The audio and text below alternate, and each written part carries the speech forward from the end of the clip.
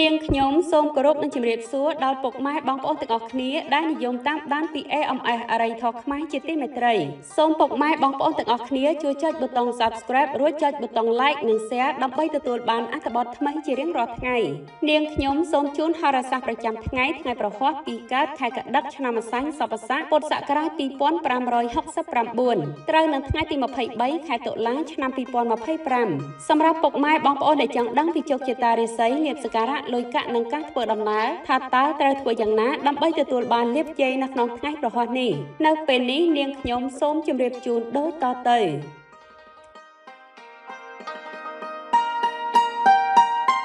ឆ្នាំលាភសំណាងទាំង5មានដូចជាឆ្នាំជូតពងទេវតាប្រុសឆ្នាំឆ្លូវពងមនុស្សប្រុសឆ្នាំថោះពងមនុស្សស្រីឆ្នាំរោងពងទេវតាប្រុសឆ្នាំរកាពងយក្សប្រុសរាសីអស់លោកអ្នកនៅក្នុងថ្ងៃនេះឡើងខ្ពស់ត្រដែនលោកអ្នកដែលប្រកបការងារអាជីវកម្មបានសំប្រកបល្អខ្លាំងណាស់លោកអ្នកត្រូវទាយថាត្រូវបញ្ចេញសមត្ថភាពក្នុងការធ្វើការងារដោយត្រូវប្រើប្រាស់និងបង្ហាញសមត្ថភាពទេពកោសល្យរបស់ខ្លួនឲ្យអស់ពីសមត្ថភាពជាពិសេសក្នុងការអនុវត្តការងារឲ្យមានប្រសិទ្ធភាពនិងទទួលបានលទ្ធផលល្អខិតខំប្រឹងប្រែងបង្ហាញអ្វីដែលខ្លួនឯងធ្វើបានដើម្បីសម្រេចបានការងារជោគជ័យលើពីនេះលោកអ្នកគួរតែហាត់ប្រាណឬលេងកីឡាប្រចាំដើម្បីរក្សាសុខភាពឲ្យបានល្អមាំមួនចំពោះលោកអ្នកដែលមានបំណងចង់ប្រកបរបររកទទួលទានបើកហាងលក់ដូរនៅតាមផ្ទះក្តីជួលបញ្ចាំបានសម្រេចដោយសេចក្តីប្រាថ្នាលោកអ្នកត្រូវព្យាយាមអត់ធ្មត់ប្រឈមមុខនឹងការលំបាកដើម្បីថែរក្សាអភិវឌ្ឍការងារអាជីវកម្មរបស់ខ្លួនឲ្យបានជោគជ័យលើសពីនេះត្រូវអនុវត្តការហាត់ប្រាណជាប្រចាំដូចជាដើររត់ឬលេងកីឡាដើម្បីធ្វើឲ្យរាងកាយមាំមួនមានសុខភាពល្អនិងបង្កើនភាពស្រស់ស្រាយក្រៅពីនេះមិនត្រូវខ្ជះខ្ជាយលុយកាក់ឥតប្រយោជន៍នោះទេឆ្នាំមធ្យមទាំង4មានដូចជាឆ្នាំខាលពងយក្សស្រីឆ្នាំមមីពងទេវតាស្រីឆ្នាំមមែពងទេវតាស្រីឆ្នាំចពងយក្សស្រីរាសីអស់លោកអ្នកនៅក្នុងថ្ងៃនេះល្អជាមធ្យមរាល់ការងាររកស៊ីអាជីវកម្មរបស់លោកអ្នកបានផលចំណេញគ្រប់ការចូលហ៊ុននិងការបណ្ដាក់ទុនវិនិយោគទៅតាមសហគ្រាសតូចធំធនមធ្យមបានសម្រេចដោយបំណងលោកអ្នកមានការលើកទឹកចិត្តនិងអាចយកចិត្តទុកដាក់ដល់បុគ្គលិកឬអ្នកនៅក្រោមបង្គាប់លោកអ្នកការលើកទឹកចិត្តនិងយកចិត្តទុកដាក់ដល់បុគ្គលិកឬអ្នកនៅក្រោមបង្គាប់លោកអ្នកត្រូវថែរក្សានិងគាំទ្រក្រុមការងារបុគ្គលិកដោយផ្ដល់ការលើកទឹកចិត្តការស្ដាប់បញ្ហាជួយដោះស្រាយអ្វីដែលពួកគេមានសមត្ថភាពនិងមានភាពរីកចម្រើននៅក្នុងការងារការលើកទឹកចិត្តនិងយកចិត្តទុកដាក់ដល់បុគ្គលិកនៅក្រោមបង្គាប់លោកអ្នកត្រូវថែរក្សាគាំទ្រក្រុមការងារឬបុគ្គលិកដោយផ្ដល់ការលើកទឹកចិត្តស្ដាប់បញ្ហាជួយដោះស្រាយអ្វីដែលអាចធ្វើទៅបានវាជាកត្តាសំខាន់ក្នុងការបង្កើតបរិយាកាសការងារដែលមានការសហការនិងចម្រើនដល់សមាជិកក្រុមការងារទាំងអស់លោកអ្នកគួរតែមានគំនិតជួយដល់ការងារក្នុងក្រុម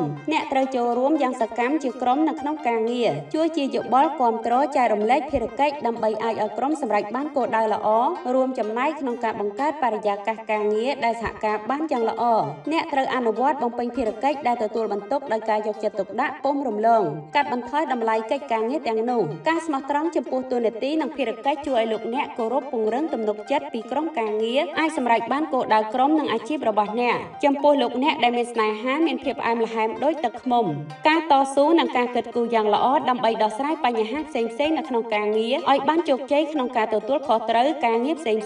លើសពីនេះលោកអ្នកគួរតែប្រឹងប្រែងប្រើបញ្ញាការតស៊ូការគិតគូរយ៉ាងល្អដើម្បីដោះស្រាយបញ្ហាផ្សេងៗនៅក្នុងការងារឲ្យបានជោគជ័យត្រូវមានការទទួលខុសត្រូវស្វែងរកដំណោះស្រាយយ៉ាងឆ្លាតវៃឆ្នាំធ្លាក់ចុះទាំង3មានដូចជាឆ្នាំម្សាញ់ពងមនុស្សប្រុសឆ្នាំវកពងយក្សប្រុសឆ្នាំកុលពងមនុស្សស្រីរាសីអស់លោកអ្នកនៅក្នុងថ្ងៃនេះស្រស់ចុះថ្ងៃនេះការងារនិងអាជីវកម្មរបស់លោកអ្នកប្រព្រឹត្តទៅបានមិនសមប្រកបនោះទេចំពោះលោកអ្នកដែលមានស្នេហាវិញមានភាពរកាំរកូសលោកអ្នកគួរតែព្យាយាមនិងជំរុញលើកទឹកចិត្តក្នុងការប្រកបការងារអាជីវកម្មមានការខិតខំនិងមានកម្លាំងចិត្តក្នុងការបំពេញភារកិច្ចអាជីវកម្មរបស់ខ្លួនបង្កើនការផ្លាស់ប្ដូរនិងការរីកចម្រើនដោយមិនបោះបង់និងស្វែងរកវិធីដើម្បីកែលម្អរៀងខ្លួនលោកអ្នកគួរសម្រាកលំហែជាមួយក្រុមគ្រួសារនិងផ្ដល់ពេលវេលាដើម្បីសម្រាកនៅជាមួយក្រុមគ្រួសារបង្កើនភាពសុខសាន្តផ្លូវចិត្តពង្រឹងទំនាក់ទំនងនិងបង្កើតសេចក្តីសប្បាយរីករាយនៅក្នុងគ្រួសារ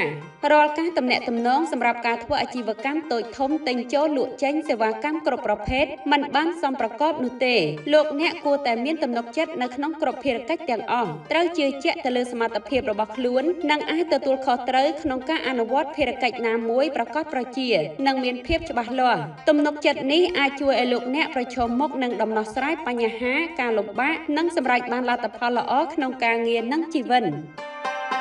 នាងខ្ញុំសូមអរគុណដល់ពុកម៉ែបងប្អូនទាំងអស់គ្នាដែលបានចំណាយពេលវេលាមានតម្លៃតាមដានហោរាសាស្ត្រប្រចាំថ្ងៃ